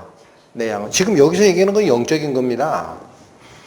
여러분, 목자 대신 예수 그리스도께서, 여기 잘 보십시오. 양된 자는 영으로 거듭난 자이기 때문에 예수님이 말씀하시는 영적 언어를 듣게 된다는 거예요. 그게 증거고 또 하나가 있다는 거예요. 뭐냐면, 요 목자가 자기 양이 누군지를 하나씩 하나씩 다 안다, 모른다. 그게 그런 뜻인가요? 네, 한번 볼까요? 갈라디아서 4장 봅니다. 신약성경 306페이지입니다. 갈라디아서 4장 6절. 너희가 아들인 고로, 이게 누구 아들인지를 잘 보십시오. 이제 너희가 아들인 고로 하나님이 그 아들의 영을 우리 마음 가운데 보내사. 이게 무슨 말이에요? 너희가 아들인 고로라는 너희는 뭐냐면 이 갈라디아 교회 성도들을 얘기하는 거예요. 구원받은 자이다라는 얘기예요. 하나님의 아들이 됐다. 그러면 그렇게만 얘기하시면 될 걸. 너희가 아들이 됐으므로 하나님이 그 아들의 영, 이때 그 아들은 더 정관사, 유일한 아들, 독생자 예수 그리스도의 영, 그 아들의 영을 우리 마음 가운데 하나님이 보내신다라는 거예요. 여기 잘 들으십시오. 구원받은 우리들이 하나님의 아들이 되는 겁니다. 그래서 우리가 하나님을 아버지라고 부르는 거예요. 근데 이 아들은 누가 아들이 되느냐라는 거예요. 누가 아들이 되냐면 하나님이 계시고 그 아들이 있어요. 유일한 아들 예수 그리스도. 이분의 영, 성령을 아들 삼을 이 나머지 사람들에게 영을 줍니다. 보냅니다. 그 말이에요. 너희가 아들인 고로 하나님이 그 아들의 영, 예수 그리스도의 영을 우리 마음 가운데 보내셔서 아빠, 아버지라고 부르게 했다라는 거예요. 그러니까 여기 보세요. 내가 예수 그리스도를 믿습니다. 나는 그 믿음을 가지고 있습니다. 라고 자기 쪽 증거를 제시할 게 아니에요. 여러분, 그게 예수 그리스도로부터 내침을 당하는 사람들이에요. 목사 노릇했다고 천국 가는 게 아니라니까요. 귀신 쫓아냈다고 천국 가는 게 아니에요. 그건 자기 쪽 증거야. 자기가 보기에는 이 정도면 하나님 아들인 것 같다라는 거예요. 그게 아니고 하나님의 아들이 된다면 하나님께서 그 아들 예수 그리스도의 영을 이들에게 준 적이 있어야 됩니다. 그래서 이걸 뭐라고 그래요? 양자의 영을 받았다 그래요. 하나님은 아버지시고 친자는 그리스도뿐입니다. 독생자라고 합니다. 우리는 왜 하나님의 아들이 되느냐? 양자 입적한 거예요. 에? 우리 사람 법으로 얘기하면 호적을 고친 거예요. 양자 입적한 거야. 그것은 서류가 있지. 그럼 내가 하나님의 아들로 영적으로 입적된 증거가 뭐냐? 그리스도의 영을 받은 적이 있느냐라는 거예요. 보내사, 아빠라고 부르게 한다는 거예요. 그래서 여기 보십시오. 7절, 그러므로 내가 이후로는 종이 아니요 아들이니 아들이면 하나님으로 말미암아 유업을 얻을지 아니라 상속자 반열에 들어간다라는 거예요. 하늘의 유업, 하늘의 상속 지분을 얻을 지위가 된 것이다. 8절 다시 보십니다. 그러나 너희가 그때에는 하나님을 알지 못하여 본질상 하나님이 아닌 자들에게 종노릇하였더니 하나님의 영을 받아 본 어게인 하기 전에는 세상 종노릇하던 자였다. 근데 9절 보세요. 이제는, 자, 8절은 그때의 상황이고 9절은 이제의 상황입니다. 이제는 너희가 하나님을 알 뿐더러 하나님의 아신 바가 되었거늘. 여기 보십시오. 내가 예수님 믿어요. 저 성경 읽고 은혜 많이 받았어요. 그러면 하나님 아들이 됩니까? 성경이 얘기하는 가장 확실한 증거를 잡으라는 거예요. 그거는 물론 내 쪽에서는 증거가 돼요. 내가 목사 노릇 평생 했다. 내가 축기의 은사도 했다니까. 기도하고 방언도 터뜨리고 예언도 하고 병도 고치고 예수님이 했던 거 내가 다 했어. 그러니까 나는 예수님에 의해서 사용받은 예수님의 자녀들 아니냐. 그건 내 쪽의 증거라고요. 내 쪽. 사람 쪽에서 들이미는 증거라고. 예수님이 그걸 받아줘야 되지. 예수님 받아줬어요? 다 내쳤어요. 내치셨어요. 뭐라고 하고 내치셨어요? 내가 너희를 도무지 알지 못하니 불법을 행하는 자들아 나에서 떠나가라 하리라. 그럼 예수님이 누구를 알아주느냐? 누구를 알아준다고 그래요? 여기 갈라디아서 4장. 예? 하나님께서 그 아들의 영을 보낸 자. 그들은 우리가 하나님만 아는 게 아니라 하나님이 그를 직접 아신가 됐다 그러죠. 9절 다시 읽어보십시오. 이제는 너희가 하나님을 알 뿐더러 하나님의 아신 바가 되었거늘. 그러니까 오늘 본문으로 오시면 양은 목자 대신 예수님의 음성을 듣는 상태가 되고 뿐만 아니라 목자는 자기 양을 이름을 하나씩 하나씩 불러서 알아낸다라는 거예요. 할렐루야.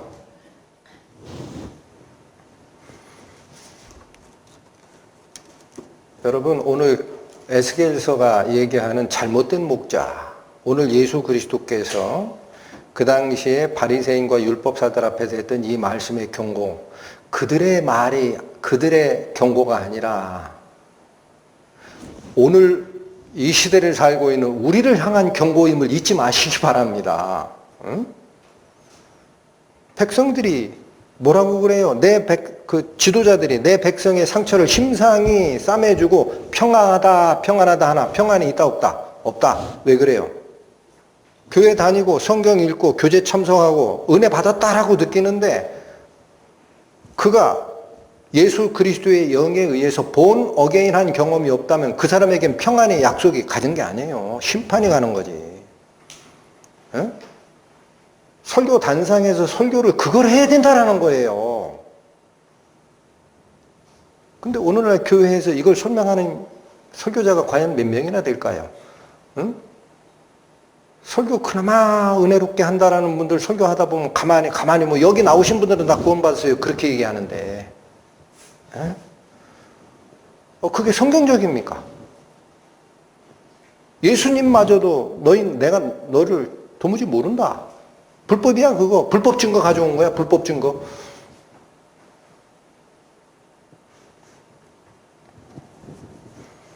가슴에 잘 새겨주시기 바랍니다. 진정 구원을 받은 이 예수 그리스도와 그의 친백성의 관계는요. 예수님의 영을 가진 자입니다. 너희가 믿음 안에 있는가 너희 자신을 시험하고 확증하라. 예수 그리스도께서 너희 안에 계신 줄을 너희가 스스로 알지 못하느냐? 그렇지 않으면 버리운 자니라.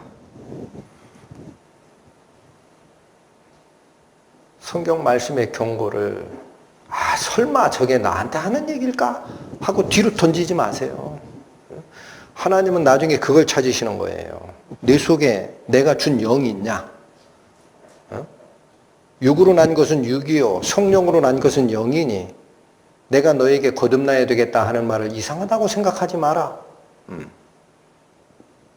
어디 성경 말씀이 한 톨이라도 틀립니까? 오늘 본문으로 다시 돌아가십니다.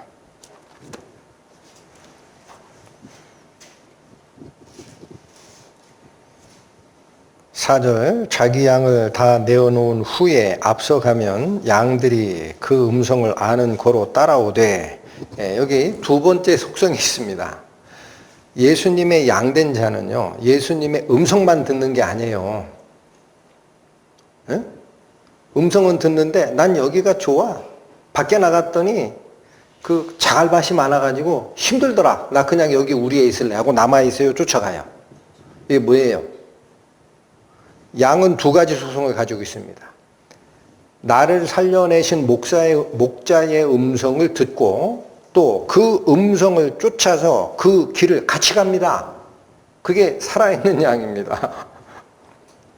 여러분, 그러니까 자기 자신을 돌아보시고 자꾸 기도하시라는 거예요. 하나님, 오늘 저의 생각이 하나님의 뜻과 어긋나면 이거를 내려놓게 하시고 하나님의 말씀 앞에 제가 무릎 꿇는 삶 살기를 원합니다. 오늘도 은혜로 저를 인도하여 주소서. 매일 하셔야 돼요, 기도를. 이게 그래서 필요한 겁니다. 양들이 쫓아가잖아요. 4절 자기 양을 다 내온 후에 앞서가면 예수님 우리 보고 맨 앞으로 가서 너 전쟁터로 가라 그렇게 하시는 분 아니에요. 본인이 먼저 가셨어요. 내 길을 따라오라는 거예요. 앞서가면 양들은 그의 음성을 아는 고로 따라가요? 안 따라가요? 따라가는 양 되기를 축원합니다. 따라오되 타인의 음성은 알지 못하는 고로 타인을 따르지 아니하고 도리어 도망하느니라. 예수께서 이 비유로 저희에게 말씀하셨으나 저희는 그 하신 말씀이 무엇인지 알지 못하니라. 자, 그래서 예수님은 다시 비유를 풀어주십니다. 친절하십니다. 그냥 못 알아듣는 사람 모르겠다 이러질 않으세요. 7절 그러므로 예수께서 다시 이르시되 내가 진실로 진실로 너희에게 말하노니 나는 양의 문이라. 여러분 첫 번째 선언 나옵니다. 요한복음에 7가지 I am이 있다 그랬어요. 근데 오늘 이 예화에서 2가지가 나옵니다. 나는 양의 문이라. 나는 선한 목자라. 얼마나 중요한 얘기예요 이게. 이 비유 하나에 다 나옵니다. 근데 첫 번째 선언 나는 양의 문이라. 여러분 갑자기 조금 이상해지죠. 왜 이상해지냐고 제가 여쭤보냐면요. 3절 가보세요. 문지기가 있었어요. 그래서 그 문지기는 진짜 목자를 위해서 문을 열어주는 역할을 한다 그랬어요. 이게 하나님이라 그랬어요. 에스겔서 34장 23절에 내가 앞으로 한 목자를 세울 텐데 그것은 내 종 다윗의 역할을 하는 자가 될 것이다. 이사에서 오니까 한 아기가 우리에게 낳고 한 아기를 주신 바 되었는데 그의 어깨에는 정사를 메었고 이름은 기묘자라 모사라 전능하신 하나님이라 영존의 아버지라 평강의 왕이라 할 것임이라. 그가 다윗의 위에 앉아서 공평과 정의로 나라를 통치하되 그 영광은 영원할 것이다 한 그 메시아. 그 메시아. 그분이 오시는데 여기 잘 보세요. 3절은 그걸 다 코디네이트하고 계획하시고 세상을 이끌어 가시는 성부 하나님이 문지기라고 제가 말씀을 드렸어요. 성부 하나님이 문지기다. 진정한 목자를 보내주시는 그분이다. 근데 7절에 오니까 문지기가 사라져요. 바뀌었어요. 뭐로 바뀌었어요? 살아있는 문으로 바뀌었어요. 예수님이래. 그러면 여기 생각하시죠? 하나님 어디 가셨어요? 구약의 하나님 어디 가셨어? 문지기가 있어야 목자가 들어갈 문을 열어줄 거 아니야. 문지기는 사라지고 살아있는 문이 생겼네? 근데 그게 예수님이네? 이거 왜 그래요? 왜 그러긴요? 다 답을 드렸어요. 이사야에서 뭐라고 제가 이사야서 맞죠? 9장 6절 7절 거기 뭐라 그래요? 이는 한 아기가 우리에게 낳고 한 아들을 우리에게 주신 바 되었는데 하면서 나오는 게 뭐예요? 기묘자라 모사라 전능하신 하나님이라 영존하시는 아버지라. 여러분 아들 하나님으로 내려오시는 예수님은 본체 성부 하나님과 같은 분이에요. 그래서 영존하시는 아버지의 이름으로 오시는 거예요. 그런데 왜 살아계신 이 문이 오시면 문지기가 왜 필요합니까? 이해하셨습니까? 할렐루야. 이게 삼위일체 교리라는 거예요. 예수 그리스도께서 문지기 역할로도 오는 거예요. 살아있는 문으로 오시는 거야. 근데 여기 더 중요한 게 이겁니다.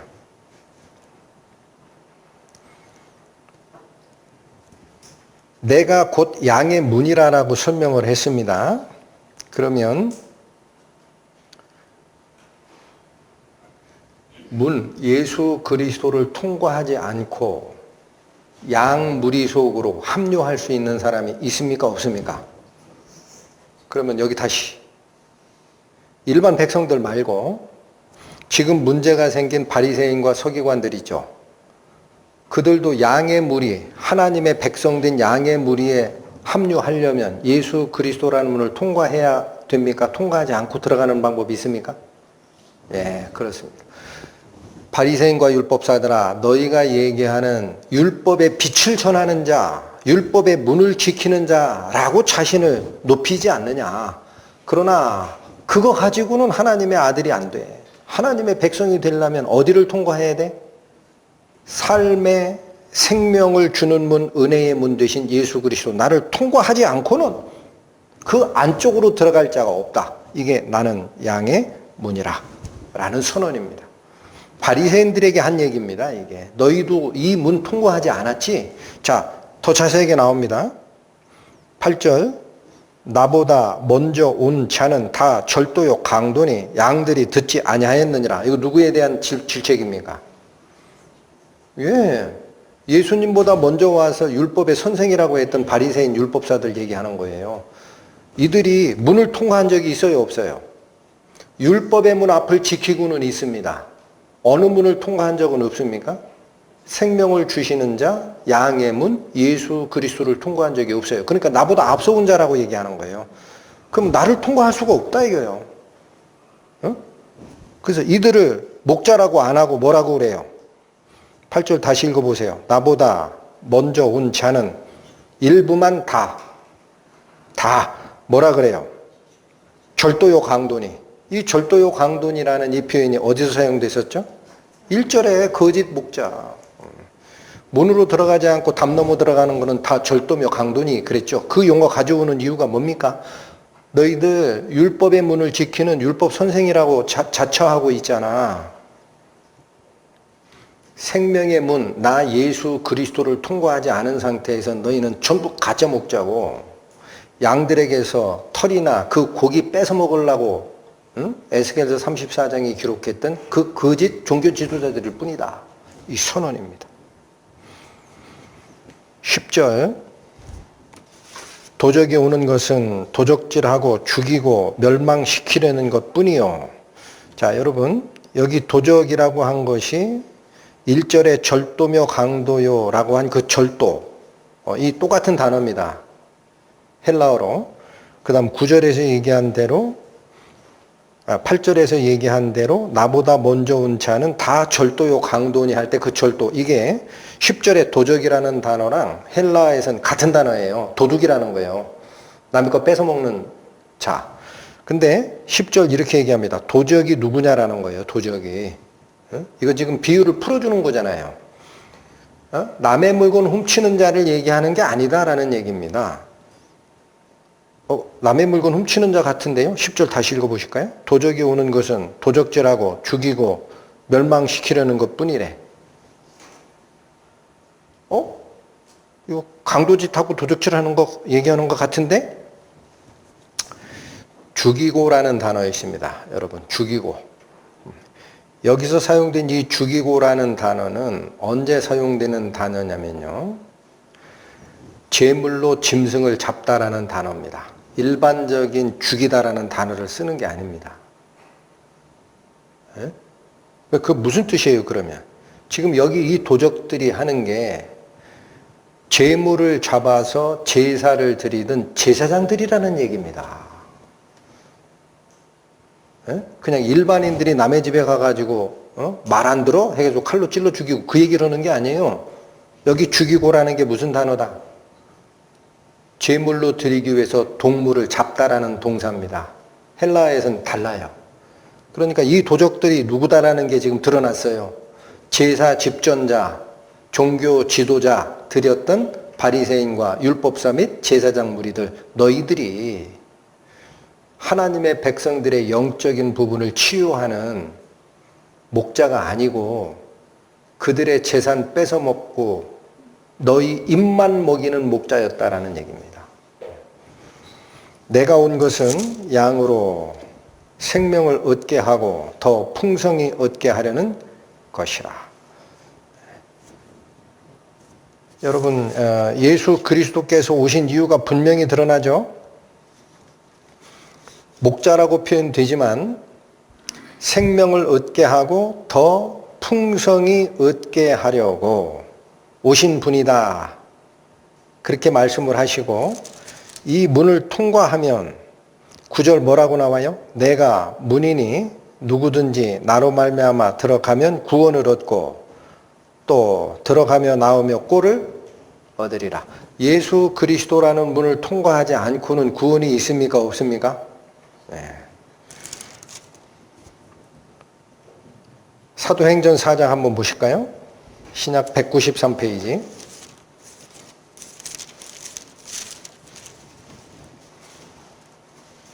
사도행전 4장 10절에서 12절까지 너희와 모든 이스라엘 백성들은 알라. 너희가 십자가에 못 박고 하나님이 죽은 자 가운데서 살리신 나사렛 예수 그리스도의 이름으로 이 사람이 건강하게 되어 너희 앞에 섰느니라. 이 예수는 너희 건축자들의 버린 돌로서 집 모퉁이의 머릿돌이 되었느니라. 12절 자세히 읽어주십시오. 다른 이로서는 구원을 얻을 수 없나니 천하 인간의 구원을 얻을 만한 다른 이름을 우리에게 주신 일이 없음이니라. 여러분, 전에도 제가 몇 번 설명을 드렸는데 하나님을 믿는 종교는 많아요. 유대교 하나님 믿어요. 믿어요, 안 믿어요? 믿어요. 하나님 믿어요. 여러분, 이슬람교, 물론 그들은 알라라고 표현을 하지만 하나님 믿어요. 구약 성경 다 믿어요, 그들. 또 우리 기독교 믿죠, 하나님. 그러나 구원은 어디에만 있습니까? 예수 그리스도를 전하지 않는 유대교와 이슬람에는 구원이 없습니다. 왜 없어요? 예수 그리스도라는 구원의 문을 통과하는 자만이 양의 우리 안으로 들어가도록 하나님이 정하셨기 때문에. 그거 다 똑같아. 요즘에 그래서 종교다워나 구원다워나 얘기하는 사람들 많아요. 여기도 구원 있고 저기도 있고 다 있어. 성경 읽다 보면 구원 맞는 거야. 어디 성경이 그렇게 얘기하십니까? 응? 큰일 날 말씀들 하세요. 예수 외에는 구원이 없습니다. 나를 통과하지 않고는 구원이 없다라는 거예요. 예수께서. 자, 계속 보십니다. 11절 한 번 더 얘기합니다. 이 비유의 또 다른 의미입니다. 나는 선한 목자라. 선한 목자는 양들을 위하여 목숨을 버리거니와. 여러분, 선한 목자의 의미가 뭐냐면요. 양들이 위험에 처해 있을 때 그들을 보호하다가 아이쿠야, 내가 늑대 3마리까지는 가능한데 갑자기 늑대가 5마리로 오네? 양 보호하다가 내가 죽을 것 같다, 야. 그러면 도망가면은 그게 선한 목자입니까? 아닙니까? 예? 그 싹군 목자라 그래요. 보세요. 11절 나는 선한 목자라. 선한 목자는 양들을 위하여 목숨을 버리거니와 싹군은 목자도 아니요. 여러분, 싹군은 목자예요? 목자가 아니에요? 성경 그대로 읽어주세요. 싹을 노리고 종교 지도자 역할을 하는 자는 목자예요? 목자가 아니에요? 네, 싹군은 목자도 아니에요. 에스겔서가 그랬잖아요. 34장 8절인가요? 여호와 하나님이 통탄을 하시면서 뭐래요? 이 양들이 도적질 당하고 상처받고 하는 것은 양들의 목자가 없음이라 그러잖아요. 종교 지도자리라고 이 명찰만 달았지 양을 보호하는 진짜 목자 아니다라는 거예요. 이 싹군이 그 얘기입니다. 싹군은 목자도 아니요. 또 하나가 있습니다. 양도 제 양이에요? 아니에요? 아니에요. 그러니까 이 싹군 목자와 양 간의 관계는요, 아무 소유권의 관계가 없어요. 그럼 이들이 왜 목자가 됐을까? 월급 받으려고. 싹 받으려고. 품삯. 그래서 하는 거예요. 응? 싹군은 목자도 아니요 양도 제 양이 아니라 이리가 오는 것을 보면 양을 버리고 달아나나니. 그렇죠. 늑대 1마리 정도는 몽둥이 가지고 대결을 하겠죠. 그렇지도 않으면은 그 품삯 주겠습니까? 그러나 자기 목숨이 위태할 정도가 되면 이 싹군 목자는 도망갑니다. 근데 예수님은 도망가요, 안 가요? 뭐라고 돼 있습니까? 11절 나는 선한 목자라. 선한 목자는 양들을 위하여 뭐를 버려요? 예수님이 목숨을 내놓을 정도면 예수님을 이길 만한 존재가 있을까요? 없을까요? 예수님 하나님이십니다. 여긴 더 큰 뜻이 있습니다. 여러분, 자기 목숨을 다해서 양을 보호한다라는 일반적인 뜻 말고 또 있습니다. 그게 무슨 소리냐? 14절 가보시죠. 나는 선한 목자라. 다시 나오는 거예요. 이 선한 목자가 목숨을 버리는 이유를 설명하는 거예요. 2번 나올 때는 그렇게 읽으셔야 돼요. 나는 선한 목자라. 내가 양을 알고 나를 아는 것이 아버지께서 나를 아시고 내가 아버지를 아는 것 같으니 나는 양을 위하여 목숨을 버리노라. 여러분, 여기 어렵지 않습니다. 14, 15절에서 나는 선한 목자라라는 말과 15절의 저 끝에 나는 양을 위하여 목숨을 버리노라. 요 말은 11절하고 같죠? 11절 뭐라고 그랬어요? 나는 선한 목자라. 선한 목자는 양들을 위하여 목숨을 버리거니와. 그쵸? 근데 그 사이에 들어간 말이 있잖아요. 11절 말씀을 한 번 더 설명하시고 싶은 거예요, 예수님은. 어떻게 설명하고 싶은 거냐? 14절, 15절에 맨 앞과 맨 뒤를 뺀 중간에 있는 것이 그 설명이에요. 이제 감이 오세요? 성경 말씀은 그렇게 우리를 인도해 나가는 겁니다. 그 중간에 있는 게 뭐냐 했더니 내가 내 양을 알고 양도 나를 아는 것을 집중합니다. 여러분, 그게 아까 뭐예요?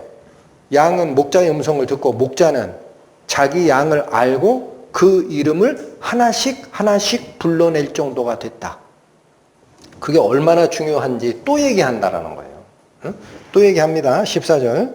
내가 양을 알고 양도 나를 아는 이 상태, 즉 예수 그리스도와 예수 그리스도의 성령에 의해서 본 어게인한 진짜 크리스찬 간에는 어떤 알미 존재하느냐라는 거예요.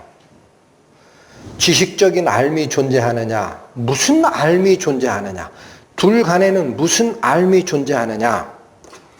내가 내 양을 알고 양도 나를 아는 것이 이런 상태까지 가야 된다. 그 얘기예요. 15절 어떻게 간다? 아버지께서 나를 아시고 내가 아버지를 아는 것과 똑같은 상태가 되어야 한다. 아이고야. 여러분 어렵죠? 여러분 우리가 예수님의 보혈의 힘에 의해서 구원을 받고 born again 예수님의 양입니다라고 할 때 이 친밀감이 어느 정도가 돼야 된다 그래요. 이거를 그냥 교회 나오고 성경 읽고 교제하고 성경 공부하다가 하나님 말씀 제가 쫓아가겠습니다. 이 정도면 되는 줄 알아. 여기 어느 정도 돼야 된다 그래요. 내가 양을 알고 양도 나를 아는 것이 어느 정도는 돼야 된다. 아버지께서 나를 알고 내가 아버지를 아는 것과 같은 수준이 돼야 돼. 그죠? 안 어렵잖아요. 15절 아버지께서 나를 아시고 내가 아버지를 아는 것과 같다라는 거예요. 그 정도 돼야 된다. 그 어떻게 이게 가능합니까? 질문. 여러분 질문. 어떻게 이게 가능해? 성부 하나님과 성자 하나님은 한 분이니까 당연히 이 차이가 없어요.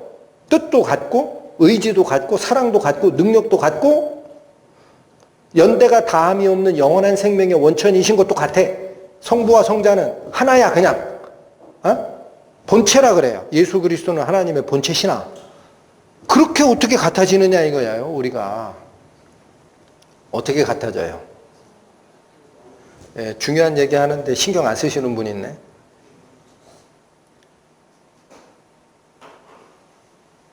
비밀 알고 싶지 않으신가 봐. 어떻게 그게 가능합니까? 그 뒤를 이제 읽어주세요. 15절. 그래서 나는 양을 위해 목숨을 버리는 거다라는 거예요. 이게 설명이에요. 자, 예수님께서 양을 지키려고 외부에 핍박자, 침입자가 올 때 목숨을 내놓고 지킨다라는 그 개념이 아니라 그걸 뛰어넘는 겁니다.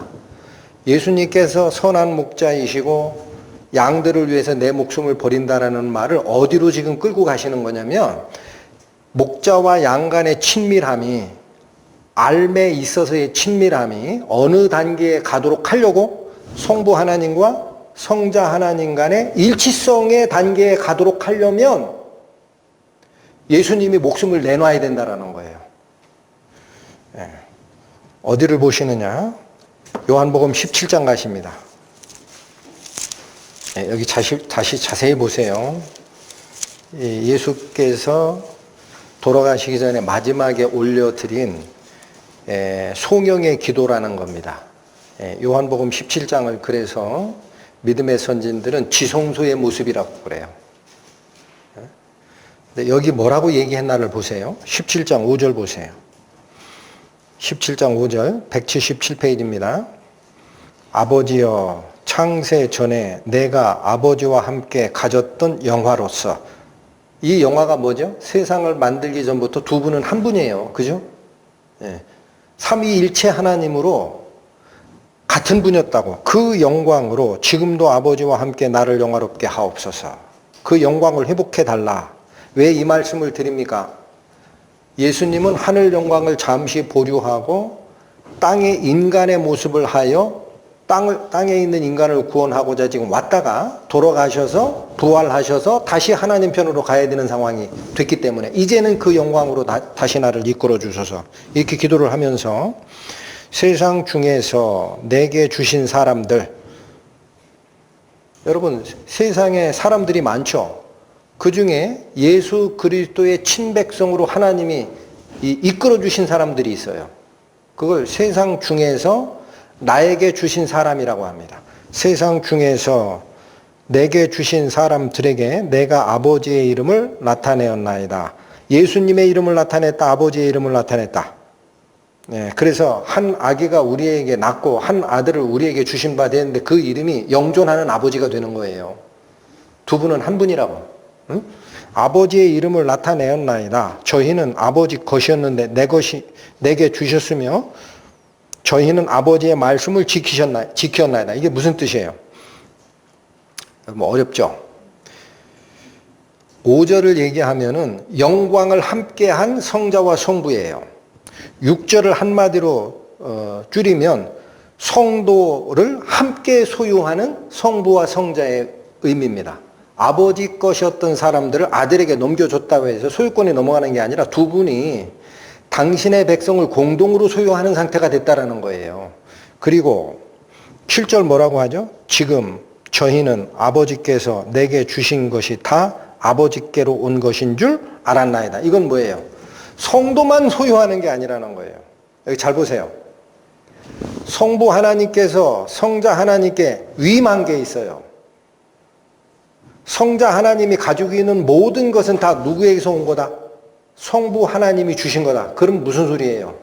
소유권에 있어서 성부 하나님의 소유권과 성자 하나님의 소유권의 차이가 있다 없다? 없다. 어려울수록 쉽게 생각하세요. 두 분이 한 분이다라는 거예요. 영광도 같이 누렸던 분, 성부 하나님께서 당신의 백성을 선택해서 성자에게 넘겨줬다라는 말을 소유권 이전으로 생각하기 쉬운데 그게 아니라 7절에 보면은 아버지 하나님께 다 아들 거고 아들 거는 다 아버지 거야. 두 분은 소유권에 있어서도 하나야. 어디로 갑니까? 22절 가세요.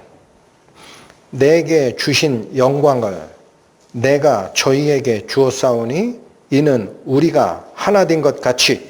여기서 우리는 누구와 누구? 성부와 성자입니다. 원래 한 분이에요. 이는 왜 이 영광을, 자 여기 보세요. 성부 하나님께서 성자 예수께 영광을 줬습니다.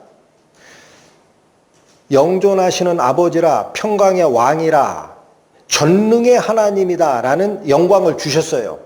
근데 이 영광을 예수님이 자기가 취하질 않아요. 누구에게 줘요? 자기의 제자들, 백성들에게 줍니다. 내게 주신 영광을 내가 저희에게 주었사오니. 왜 이렇게 해요? 어머나, 예수님 이상하신 분이네?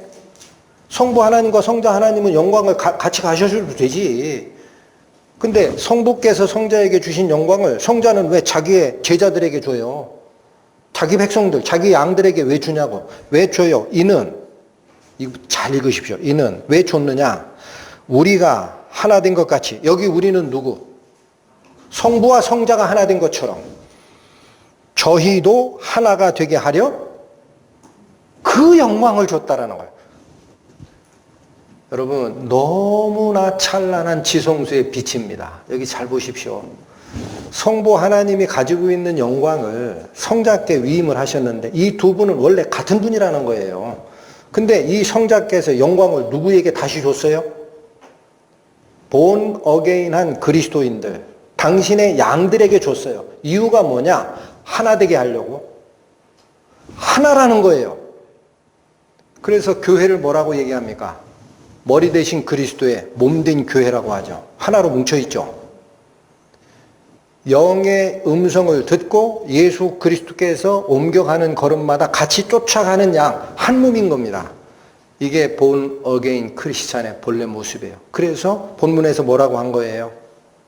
본문에서 뭐라고 한 거예요? 얼마나 친하다고 그래요? 응? 요한복음 10장 14, 15절 나는 선한 목자라. 저 15절 끝에 나는 양을 위하여 목숨을 버리노라. 이 중간에 들어간 이 말이 무슨 뜻이냐? 왜 목숨을 버리느냐? 양에게 왜 내 목숨을 주느냐? 하면 내가 양을 알고 양도 나를 아는 그 상태가 15절 아버지께서 나를 아시고 내가 아버지를 아는 것처럼 딱 하나로 연합되려면 성자께서 뭐를 주셔야 되는 거예요? 당신의 생명을 우리에게 연결시켜 주셔야 되거든. 예수님이 가지고 있는 영원한 생명을 우리하고 연결시켜 주셔야 나는 예수님과 연결이 되고 예수님은 하나님과 연결되어 있으므로 성부 성자가 한 몸이듯이 우리도 한 몸이 되는 거예요. 그러니까 친밀감이 어때요? 친밀감이 두 단계로 나눠져요? 한 단계예요? 그러니까 내가 양을 알고 양이 나를 아는 것이 아버지가 나를 알고 내가 아버지를 아는 것과 같이 되려면 내가 선한 목자로서 내 생명을 넘겨줘야 이 양들이 내 생명을 이어받아야 하나로 연결된 단일체, 연합체가 된다는 거예요. 그게 지성소의 영광이 성도에게 내려온 모습이라는 거예요. 그게 선한 목자의 의미입니다. 여러분 찬양 안 드시고 갈 수가 없죠. 한번 보십니다.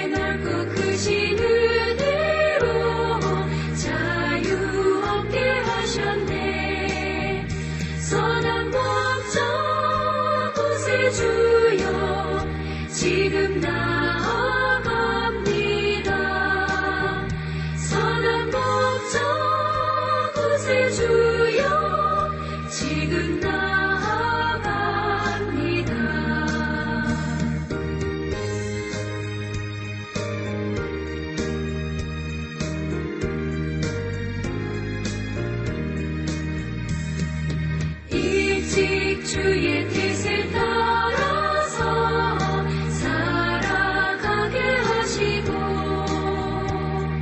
주의 크신 사랑 베푸사 따라가게 하소서. 선한 목적 곳에 주여 항상 인도하소서. 선한 목적 주여 항상 인도하소서.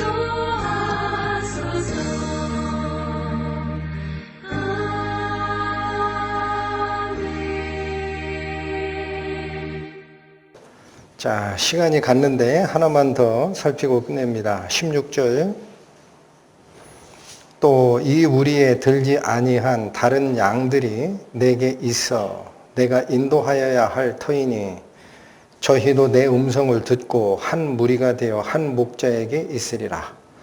여러분 지금 이 공동 축사를 만들어서 이스라엘 여러 가정이 공동으로 양을 집어넣다가 이 빼내는 이 비유를 가지고 설명을 하셨잖아요. 그래서 이 우리 안에 들어있다라는 이 양들은 이스라엘 백성을 얘기합니다. 근데 여기 16절에 보면은 이 우리에 들지 아니한 다른 양 무리도 있다라는 거예요. 그 예수님은 목자로서 그 다른 양들도 인도해야 된다라는 거예요. 이게 누구를 얘기하는 거죠? 이방인입니다. 이거 잠깐 보시고 마칩니다. 이사야 56장. 구약 1035페이지입니다.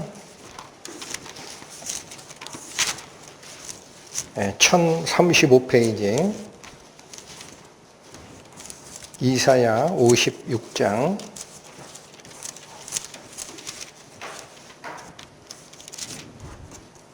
6절에서 8절까지 봅니다. 나 여호와에게 연합하여 섬기며, 여기 보십시오.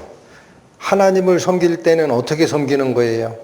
하나됨으로 섬기는 겁니다. 하나됨, 아까 말씀드렸습니다. 내가 양을 알고 양이 나를 아는 것이 아버지가 나를 알고 내가 아버지를 아는 것과 같은 단계에 되려면 내 목숨을 너희들에게 줘야 돼 라고 했던 그거, 연합하여 섬기는. 또 나 여호와에게 연합하여 섬기며 나 여호와의 이름을 사랑하며 나의 종이 되며 안식일을 지켜 더럽히지 아니하며 나의 언약을 굳게 지키는 누구마다, 여기 이스라엘 백성이에요, 이방인이에요? 예, 이방인마다 내가 그를 나의 성산으로 인도하여 기도하는 내 집에서 그들을 기쁘게 할 것이며 그들의 번제와 희생은 나의 단에서 기꺼이 받게 되리니, 이건 예배를 받아들이겠다라는 겁니다. 이는 내 집은 만민의 기도하는 집이라 일컬음이 될 것입니다. 그래서 하나님께서 예배받는 이 장소는요, 이스라엘 백성들의 예배만 받는 게 아닙니다. 여호와와 연합하여 섬기겠다라는 마음을 먹은 이방인들도 이끌어내겠다. 8절 보세요. 이스라엘의 쫓겨난 자를 모으는 주 여호와가 말하노니 내가 이미 모은 본 백성 외에, 그러면 여호와 하나님이 모아 들이신 본 백성은 이스라엘 백성이죠. 그 본 백성 외에 또 모아서 그에게 속하게 하리라. 예수께서 이 말씀을 가져오신 겁니다. 그래서 그리스도 예수께서 목자 되시고자 하는 그 뜻은 굳이 이스라엘 백성들을 위한 목자만 되시는 게 아니고 하나님과 연합하여 섬기겠다라는 모든 이방인의 생명의 주로 오신 것을 성경은 또 얘기하고 계십니다. 기도하고 마치겠습니다. 하나님 아버지, 감사합니다. 내가 곧 양의 문이라 하신 말씀을 가슴속 깊이 되새기는 시간 되게 하여 주옵소서. 생명의 문 되신 예수 그리스도를 통과하지 않는 한은 예수 그리스도께서 안자가 되지 아니하고 양들 본인에게 자기 생각과 지성으로만 예수님을 쫓아갔다라는 그 함정 속에 빠짐을 압니다. 부디 원하옵기는 저희가 그리스도께서 허락하신 성령의 인도함을 통하여 낮아지고 거듭나 당신의 친백성으로서 이 영광된 자리에 영광의 이름으로 예배 드리는 자 될 수 있도록 저희를 도와주십사 하는 부탁입니다. 남은 시간도 저희의 마음을 인도하셔서 은혜 속으로 이끌어 주실 것을 부탁하며 예수님의 이름으로 기도 올립니다. 아멘.